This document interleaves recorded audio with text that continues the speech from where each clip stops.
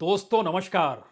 राहुल गांधी को रावण के तौर पर एक तस्वीर या कहें एक कार्टून के जरिए बीजेपी ने यूं ही नहीं दिखाया। सच तो यह है कि एक लंबी यात्रा राहुल गांधी ने जो कन्याकुमारी से लेकर कश्मीर तक की, उस दौर में जो तस्वीर राहुल गांधी की उभर कर आई वो आज भी भारतीय जनमानस के मानस पटल पर है। देश और दुनिया ने उस तस्वीर को देखा और वो मानस पटल पर इसलिए है क्योंकि भारत की राजनीति और राजनेताओं के सरोकार इस देश की जनता के साथ रहे ही नहीं है। और राजनीति को लेकर जनता के भीतर, वो किसी भी पॉलिटिकल पार्टी की राजनीति हो, उसको लेकर जनता के भीतर कोई प्रेम नहीं उमड़ता है। वह उससे घृणा करती है, उसको लेकर उसके भीतर एक गुस्सा है। यह गुस्सा शाइनिंग इंडिया के काल के दौर में भी था और यह गुस्सा मनमोहन सिंह की आवारा पूंजी को लेकर भी था और यह गुस्सा मौजूदा वक्त में मोदी सत्ता को लेकर भी है। तो सवाल था, इस पूरी राजनीति के प्रक्रिया में कोई ऐसा नेता जनता के साथ और जनता के साथ जुड़ता हुआ क्या दिखाई देगा? और ध्यान दीजिए, तो भारत जोड़ो यात्रा ने यूं ही कांग्रेस को बदला नहीं है या यूं ही राहुल गांधी की छवि को नए तरीके से गढ़ा नहीं है। उसके पीछे इस देश के लोगों के साथ सरोकार वाले वक्तव्य रहे हैं, सरोकार वाली तस्वीरें रही हैं। और वह तस्वीर और वो छवि इस देश में कैसे तोड़ी जाए या कैसे टूट जाए, इसको लेकर बीजेपी हो या कहें बीजेपी का आईटी सेल हो या फिर इस देश के भीतर का मेन स्ट्रीम मीडिया ही क्यों ना हो, राहुल गांधी की छवि को जो गढ़ी जा चुकी है उसको तोड़ा कैसे जाए, इस दिशा में बीजेपी का यह एक राजनीतिक प्रयास आप कह सकते हैं। और इस तरीके के पोस्टर वार जरूर होते हैं, लेकिन क्या कोई कह सकता है कि 9 बरस सत्ता संभालने के बाद प्रधानमंत्री मोदी को अब अपनी छवि गढ़ने की जगह दूसरे की छवि को धराशायी करने की जरूरत आन पड़ी है? और अगर ऐसा हो चला है तो इसके पीछे की राजनीति कहती क्या है? क्या वाकई इस दौर में प्रधानमंत्री मोदी का चेहरा चुनाव नहीं जिता सकता है? उनकी जो अपनी राजनीतिक उपलब्धियां हैं उसके जरिए वोट नहीं मिलेंगे बीजेपी को? तो क्यों नहीं राहुल गांधी की उस छवि को धराशायी किया जाए जो छवि लोगों के बीच बसती है? और शायद यही वजह तो नहीं है जिस वजह से एक नई छवि गढ़ने का प्रयास एक बार फिर से बीजेपी ने शुरू किया है। हमें लगता है बात इसके और गहरी है, क्योंकि पहली बार भारत की राजनीति के भीतर नैतिक आधार पे कोई राजनीति अगर कर रहा है तो वो राहुल गांधी है। और राहुल गांधी राजनीतिक ताकत के तौर पर उभर जरूर रहे हैं, लेकिन ध्यान दीजिए वह उस रियल पॉलिटिक्स से दूर है जो रियल पॉलिटिक्स सत्ता चाहती है। और राहुल गांधी जिस तरीके से अलग अलग तबके या समुदाय के भीतर इस दौर में नजर आते हैं, तो कोई भी आकलन बहुत सीधा कर सकता है कि राहुल गांधी अभी भी इस देश का नेतृत्व या इस देश की गद्दी को संभालने के लिए आगे नहीं बढ़ रहे, बल्कि वह एक विचारक की दृष्टि से अपने आप को आगे बढ़ा रहे हैं। यानी आने वाले वक्त में इंडिया अगर सत्ता में आती है तो कौन शख्स प्रधानमंत्री बनेगा, किस शख्स के जरिए इस देश में एक नया प्रधानमंत्री मिलेगा, लेकिन उसके ऊपर एक नैतिक दबाव होना चाहिए। यह नैतिक दबाव क्या राहुल गांधी का होगा? और राहुल गांधी ने खुद को इसी तर्ज पर इस दौर में बनाया और गढ़ा है। आप कह सकते हैं यह भी सही है, लेकिन इस दौर में चूंकि जिक्र हमेशा प्रधानमंत्री मोदी की नीतियों का होता है, प्रधानमंत्री की नीतियों के आश्रय उनकी उस राजनीतिक जमीन का होता है, तो क्या उस जगह पर प्रधानमंत्री फेल हो चले हैं? और अब बीजेपी हो या आरएसएस या बीजेपी का आईटी सेल हो या इस देश का मेन स्ट्रीम का मीडिया, उसे भी महसूस होने लगा है कि दरअसल मोदी के चेहरे और उनकी चकाचौंध या उनके कद के आश्रय बीजेपी चुनाव जीत नहीं सकती है। तो क्या वो एक नए नैरेटिव को बनाने की दिशा में बढ़ रहे हैं? लेकिन क्या जो नैरेटिव इस देश के लोगों के साथ जुड़कर बना है वह एक झटके में पलट जाएगा? हमें लगता है आज इसके असल परीक्षण की जरूरत है। और यह जरूरत इसलिए है क्योंकि प्रधानमंत्री मोदी अपने 10वें बरस में, जब वो प्रधानमंत्री के तौर पर हैं, चुनावी बरस में है, इस दौर में अगर उनकी तमाम नीतियों को लेकर पुराने पन्नों को खंगालेंगे तो हो सकता है आपको यह लगने लगे कि 10वें बरस चुनाव में जाते वक्त प्रधानमंत्री मोदी खुद को सामने कैसे लाकर रख सकते हैं और खुद को सामने लेकर आएंगे तो उन्हें वोट देगा कौन।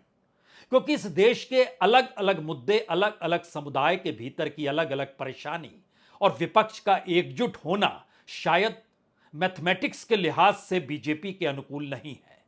लेकिन एक बड़ी बात यह हो गई है कि विपक्ष की राजनीति की अगुवाई अगर राहुल गांधी करते हुए नजर आ रहे हैं और यह हर किसी को लगने लगा है कि दरअसल राहुल गांधी हैं तो इंडिया है और इंडिया का मतलब राहुल गांधी है, तो फिर छत्रपों की अपनी राजनीति भी इस दौर में मायने नहीं रखती है।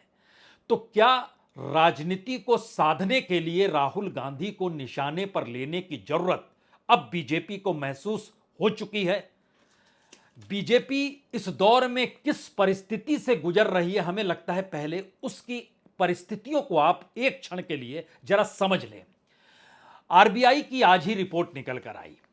आरबीआई 3 दिन की मॉनेटरी बैठक कर रही थी कि रेपो रेट बढ़ाएंगे कि नहीं बढ़ाएंगे। उसने कहा रेपो रेट नहीं बढ़ाएंगे, लेकिन सबसे महत्वपूर्ण बात जो उसके द्वारा कही गई वो साफ तौर पर था कि इस दौर में लोगों के पास पैसा नहीं है। इस दौर में लोग बैंक और नॉन बैंकिंग फाइनेंशियल कंपनी से लोन उठाना चाहते हैं और इतनी बड़ी तादाद में लोन उठा रहे हैं। अगर इस बरस के अप्रैल से अगस्त तक को ही देखें तो लगभग 7 लाख करोड़ रुपया जो है उन्होंने पर्सनल लोन के तौर पर लिया है और पिछले साल की तुलना में पिछले साल लगभग 36 लाख 47 करोड़ था जो क्रेडिट था। टोटल जो लोन का क्रेडिट था, पर्सनल लोन का क्रेडिट था, वह इस बरस बढ़कर 47 लाख 70 हजार करोड़ हो गया, यानी कुल 11 लाख करोड़ से ज्यादा पर्सनल लोन लिया गया है। लेकिन आरबीआई यही नहीं रुकता है, वो साफ कहता है कि अब इस पर निगरानी रखने की जरूरत है। किसी भी तरीके की कोई ढील मत दीजिए, क्योंकि अगर वो एनपीए में तब्दील होगा तो यहां मुश्किल, और पर्सनल लोन लेकर ही लोग जिंदगी जी पा रहे हैं। यह मैसेज इस देश की इकोनॉमी के लिए और इस सरकार की इकोनॉमिक पॉलिसी के लिए यह सही नहीं है। यह एक ऐसी परिस्थिति है जिसमें साफ तौर पर नजर आता है इससे पहले पीपीएफ का पैसा इस देश की जनता निकाल रही थी। दूसरी परिस्थिति पर्सनल लोन लेने की आ गई। यह इंडिविजुअल लेवल की परिस्थिति का जिक्र इसलिए है क्योंकि छवि जो बनती है वह साफ तौर पर छवि अक्सर किसी एक नेता की बनती है और तभी वह लीडर के तौर पर खड़ा हो पाता है।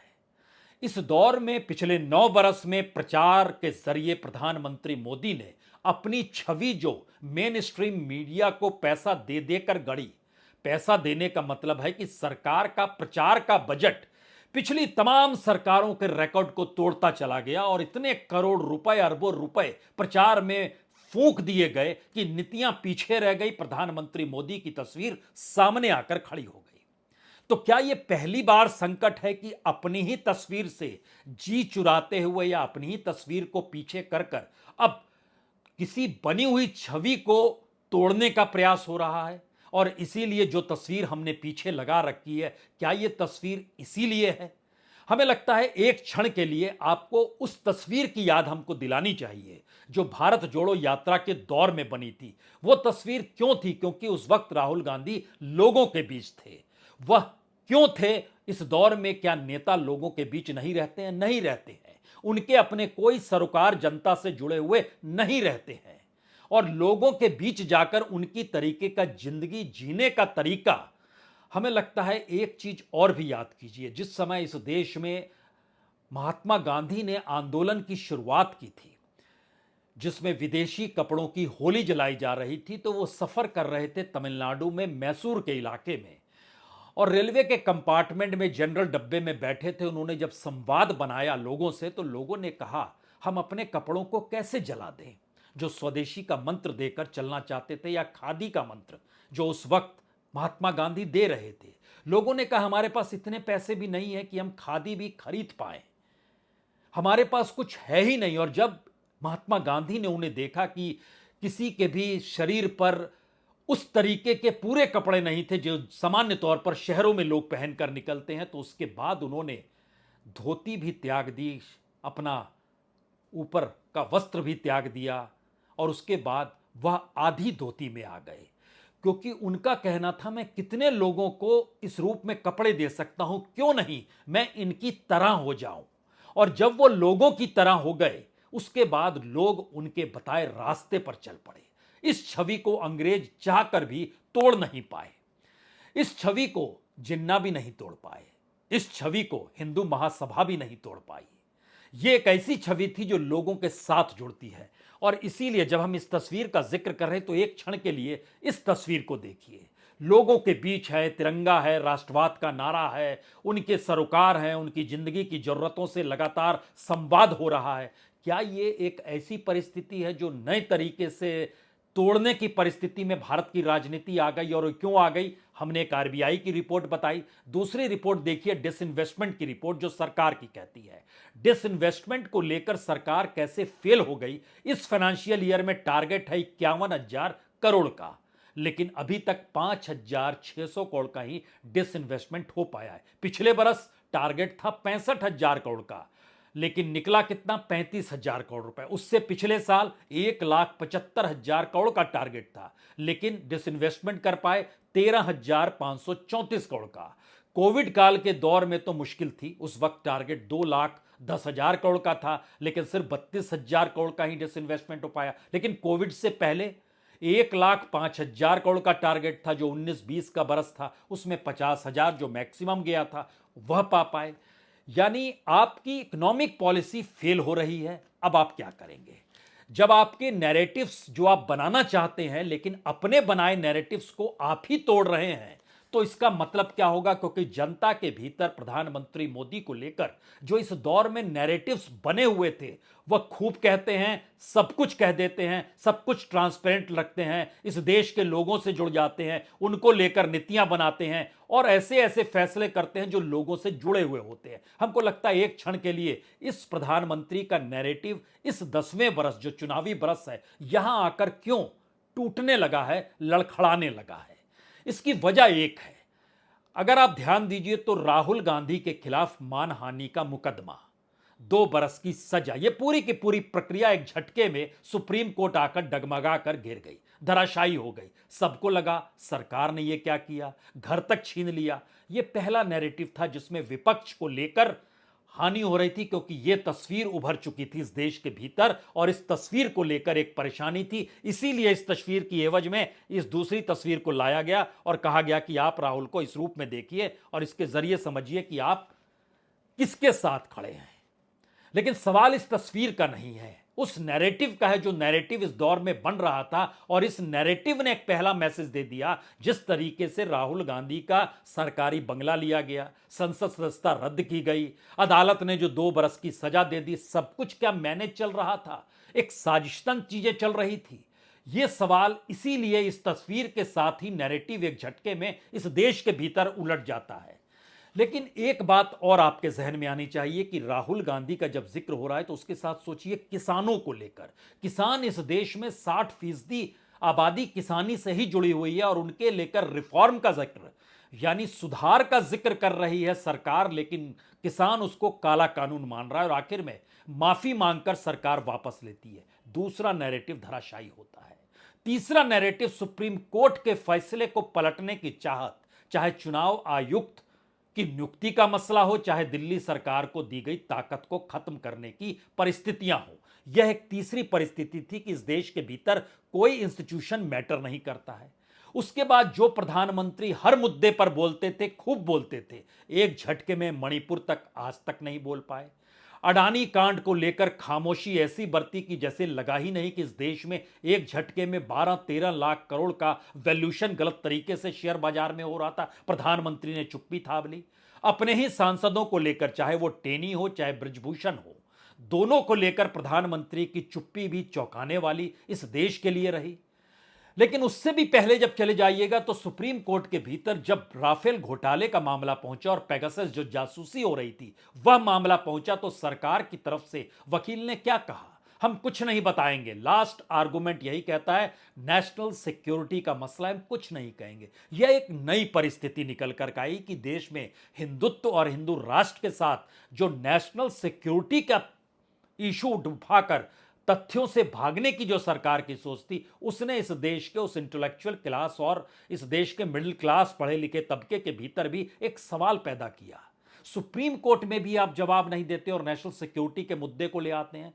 फिर उसके बाद था कि इस देश में सरकार जो फैसले लेती है, जो नोटबंदी का फैसला था, और अब जो आज आखिरी तारीख है 2000 रुपए के नोट के वापस करने की। क्या आपको पता है कि नोटबंदी जब कर दी गई, उसके बाद कितना खर्चा नया नोट छापने में हुआ? 7,965 करोड़ रुपए 2017 में नए नोट जो छापने की शुरुआत 2016-17 में हुई, इतना खर्चा हुआ। इससे पहले के बरस जो पुराने नोट चल रहे थे, उसमें खर्चा आता था 3,429 करोड़, दुगने से ज्यादा 7,965 करोड़। और उसके बाद की परिस्थिति जब आप देखना शुरू करेंगे तो कई सवाल आपके जहन में आएंगे। नोट को छापना, नोट को डिस्ट्रॉय करना, नोट को छापकर इस देश के अलग अलग हिस्सों में पहुंचाने में जो खर्च आता है उसको व्यय करना, ये सारी चीजों का खर्चा कौन देगा? तो क्या प्रधानमंत्री का यह स्थिति, वह वाकई पाई पाई का हिसाब रखते हैं, वह भी धराशायी हो गया? क्योंकि एक झटके में 15,000 करोड़ से ज्यादा खर्च आपने इस आधार पे कर दिया कि आज 2000 रुपए का नोट बंद कर दीजिए, कल 1000 का बंद कर दिए थे, 500 रुपए का भी कर दिए थे, नया 500 रुपए का नोट छापेंगे। क्योंकि इसके पीछे जो कारण बताए थे वह भी धराशायी हो गए। वो चाहे इस बात को लेकर हो कि डिजिटल इकोनॉमी आएगी, अभी भी कैश चल रहा है, या इस बात को लेकर हो कि ब्लैक मनी खत्म हो जाएगी। ब्लैक मनी बिल्कुल नए चेहरे के साथ पॉलिटिकल फंडिंग में किस रूप कर उभर कर आ गई, और जिस ब्लैक मनी का जिक्र स्विस बैंक से लेकर दुनिया भर के तमाम बैंक और जितने भी उस दौर में लीक हुए पेपर्स उसके जरिए उभर कर आई, सरकार ने उस पर क्या कार्रवाई की? सरकार आज तक नहीं बताती है। तो क्या सरकार ने कुछ भी नहीं किया? नैरेटिव्स जब ढहने लगते हैं तो सामने जो नैरेटिव्स बन रहे होते हैं उसको आप धराशायी करने के लिए निकल पड़ते हैं।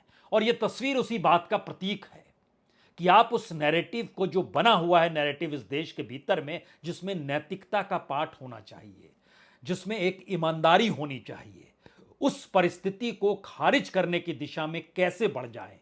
क्योंकि यह देश जानता है कि अधिकतर नेता इस देश में करप्ट हैं। सबको पता है कि पार्लियामेंट के भीतर दागी नेता भरे पड़े हैं जिनके ऊपर केसेस चल रहे हैं, और हर दूसरा पार्लियामेंट्री दागी है, हर दूसरा विधायक दागी है इस देश के भीतर। लेकिन लोग और इस देश की जनता हमेशा एक नेता खोजती है। उस नेता की खोज में जनता के सरोकार के साथ जुड़ती हुई राहुल गांधी की जो तस्वीर भारत जोड़ो यात्रा से निकली, उसको पलटने की दिशा में मीडिया और आईटी सेल क्या सक्रिय हो गया? उसके पास दूसरी कोई परिस्थिति नहीं थी। अगर इस दौर को समझे तो इस दौर में गवर्नेंस भी कैसे फेलियर हुई, क्योंकि कोविड काल के बाद पहली बार जो इस क्वार्टर का जो रिजल्ट आया, जो जुलाई से सितंबर 2023 का रिजल्ट सामने निकल कर आता है, वो बतलाता है कि कोविड के बाद पहली बार इस देश में सबसे कम प्रोजेक्ट्स पर काम हुआ, सबसे कम निजी पैसा उन प्रोजेक्ट्स पर लगाया गया। कुल खर्चा 377 प्रोजेक्ट्स को लेकर इस जुलाई से सितंबर के बीच की परिस्थिति में हुआ। उसमें 1,01,000 करोड़ रुपए खर्च हुए, जिसमें प्राइवेट सेक्टर ने सिर्फ 26,000 करोड़ रुपए दिए। सरकार को लगाना पड़ा अपनी जेब से, अन्यथा वो प्रोजेक्ट भी पीछे खत्म हो जाते। यानी निवेश भी इस दौर में सबसे कम हो रहा है, निजी सेक्टर सबसे कम सामने आ रहा है, क्योंकि वह भी उन परिस्थितियों के बीच खड़ा है जहां पर जिस नैरेटिव को आर्थिक तौर पर गढ़ा गया, 5 ट्रिलियन की इकोनॉमी को लेकर एक भपका जो इस देश के भीतर खड़ा किया गया, और चुनाव नजदीक आते ही प्रधानमंत्री ने खुद को गरीब बताया और इस देश के तमाम जो 50% से ज्यादा गरीब लोग हैं, उस गरीब को एक जाति और समुदाय बताकर खुद के उसके साथ खड़े होने की परिस्थिति में खड़ा कर दिया। और नैरेटिव यह भी बदला कि आप G20 में शामिल होकर देश को विकसित बना रहे हैं, आप 2047 तक इस देश की इकोनॉमी को विकसित देशों से आगे ले जा रहे हैं। आप इस दौर में चकाचौंध में खोए हुए हैं, लेकिन जैसे ही चुनाव का जिक्र होता है वैसे ही आप खुद को गरीब बना लेते हैं। यानी गवर्नेंस के तौर पर, पॉलिसी के तौर पर और प्रोजेक्शन के तौर पर जो भी चीजें हो रही थी, वो एक झटके में प्रधानमंत्री के नैरेटिव को खारिज करती है। और इसीलिए जब रावण की तस्वीर निकल कर आती है तो यह पार्टी का कंगालियापन, खोखलापन और शायद उस दिवालियेपन की दिशा को उभारता है जिसमें अब अपने ही नैरेटिव को खोते हुए वो दूसरों के नैरेटिव को बदलने की दिशा में अपने उस नैरेटिव को उभार रही है कि इसके जरिए ही सही हमको चुनावी जीत मिल जाए। ऐसा होता नहीं है और यह परिस्थिति बीजेपी के भीतर डराने वाली है, क्योंकि उसे एक चीज तो महसूस हो गई है कि इस दौर में प्रधानमंत्री मोदी के आश्रय जीत नहीं मिलेगी, चेहरे के आश्रय जीत नहीं मिलेगी, भाषण के आश्रय जीत नहीं मिलेगी, रोड शो करने के आश्रय जीत नहीं मिलेगी, अलग अलग जगह जाकर परियोजनाओं के ऐलान करने को लेकर जीत नहीं मिलेगी। स्ट्रेटजिकली इलेक्शन कमीशन को भी अपने अनुकूल कर लें कि देखिए हमको कल भाषण देना है और उसके बाद आप चुनाव का ऐलान कर देना, तो उससे भी जीत नहीं मिलेगी कि अगर आप हर जगह जाकर कहीं 10,000 करोड़, कहीं 20,000 करोड़, कहीं 40,000 करोड़ की परियोजनाओं का जो ऐलान करते हैं उससे जीत नहीं मिलेगी, क्योंकि यह पूरा नैरेटिव इस दौर में बदल रहा है और इस बदलते हुए नैरेटिव को कैसे किस रूप में पकड़ा जाए यह चीजें गायब है। जब हम आपसे जिक्र कर रहे हैं कि विदेशी निवेश इस दौर में नहीं आ रहा है, तो सोचिए जो विदेशी निवेशक हैं सितंबर के महीने में पहली बार उन्होंने पैसा निकाल लिया 14,767 करोड़ शेयर बाजार से। इससे पहले वो लगातार डाल रहे थे और मार्च से अगस्त तक के बीच में 1,74,000 करोड़ रुपए उन्होंने डाले थे। सितंबर के महीने में निकालना शुरू कर दिया क्योंकि यह देश उस इकोनॉमिक पॉलिटिकल एस्पेक्ट में चला गया जहां पर अब प्रधानमंत्री को जरूरत इस रूप में महसूस हो रही है कि अब उन्हें किसी नए नैरेटिव की जरूरत है और यह नैरेटिव एक दिन में बनेगा नहीं। जब इस पोस्टर को देखते हैं तो हो सकता है आपके जहन में एक बात और आए कि जब भारत जोड़ो यात्रा निकल रही थी तो उस वक्त कांग्रेस ने भी एक पोस्टर जारी किया था जो कि आरएसएस की हाफ पैंट में नीचे से दिया सलाई लगाकर उसमें आग लगा दी गई थी और उसमें से धुआं निकल रहा था। वो गलत था और इसको बाद में महसूस किया गया वो कितना गलत या सही था। वो गलत था और इसी का जिक्र होते होते जब महाराष्ट्र के भीतर सावरकर का जिक्र किया गया तो वह भी राजनीतिक तौर पर उल्टा पड़ गया क्योंकि शिवसेना ने विरोध किया, एनसीपी कांग्रेस के साथ खड़ी नहीं हुई। हालांकि उस वक्त तक इस रूप में इंडिया बनकर खड़ा नहीं हुआ था जो मौजूदा वक्त में पॉलिटिकल पार्टी के गठबंधन के साथ खड़ा हो गया है, क्योंकि उस पूरी यात्रा ने एक समानांतर तरीके से लोगों के जहन में एक लकीर खींची कि इस देश के भीतर में अगर मीडिया सिर्फ सत्ता के ढोल पीटे विपक्ष को ना दिखाए, अगर मीडिया सत्ता की किसी भी कमजोरी पर कोई सवाल ना करे, अगर मीडिया सिर्फ यह बताने लगे कि यह देश चकाचौंध से सराबोर है, तो फिर अगर राहुल गांधी भारत जोड़ो यात्रा या कोई भी करता भारत जोड़ो यात्रा के जरिए इस देश को बांधने की कोशिश करेगा तो जनता उसकी साथ खड़ी होगी और इसीलिए वो तस्वीर उभर कर आती है जिसके जरिए राहुल गांधी लोगों के बीच तिरंगा लेकर चलते चले जा रहे हैं और लोगों का समूह चल रहा है। यह तस्वीर दिखाने वाली थी बीजेपी की उस विचारधारा को जो हिंदुत्व और राष्ट्रवाद को बोझ उठाकर चलती चली जा रही थी, क्योंकि वहां पर सवाल भूख का था, रोटी का था, रोजगार का था, महंगाई का था और इन सारी परिस्थितियों से बीजेपी दो चार हो ही नहीं पा रही थी। लेकिन जब ये मुद्दे उभरने लगे तब ये सवाल बड़ा होता चला गया कि इस देश के भीतर में एक नया नैरेटिव बन चुका है और उसी नैरेटिव का दबाव था कि समूचा विपक्ष मजबूरीवश सबको आना पड़ा इंडिया के छांव तले और सभी को एक साथ खड़े होना पड़ा, अन्यथा उन्हें इस बात का एहसास था कि जनता इस देश की पॉलिटिशियन के प्रति अच्छी राय रखती नहीं है। वो कोई भी पॉलिटिशियन हो, अहंकार उनके भीतर भरा होता है और उनको लोग विशेषाधिकार प्राप्त होते हैं, सबको अपना काम तुरंत कराना है, आलीशान बंगले में रहना है, आलीशान गाड़ियां चाहिए, सब चीज चाहिए और इस दौर में तो हवाई जहाज भी आलीशान चाहिए। ऐसी स्थिति आ गई तो लोगों से जुड़ाव खत्म होने के बाद जब इस तरीके की परिस्थिति निकल कर आई कि हम रावण के तौर पर राहुल गांधी को खड़ा कर देंगे, तो यह कोई समझ ही नहीं पाया कि दरअसल बीजेपी की लंका तो राहुल गांधी की इस तस्वीर के जरिए ही कहीं बीजेपी के उस खालीपन को ना उभार दे जो उभरते हुए नई परिस्थिति में नए नैरेटिव को तोड़ने के बदले बीजेपी की ही नई नैरेटिव बता रही है। क्या इसके भीतर की राजनीतिक जमीन खिसक तो नहीं गई है? और यही वो सवाल है जिसको लेकर बीजेपी के चाणक्य हो या बीजेपी का आईटी सेल हो, वो पहली बार मात खा रहा है। बहुत बहुत शुक्रिया, बहुत बहुत शुक्रिया।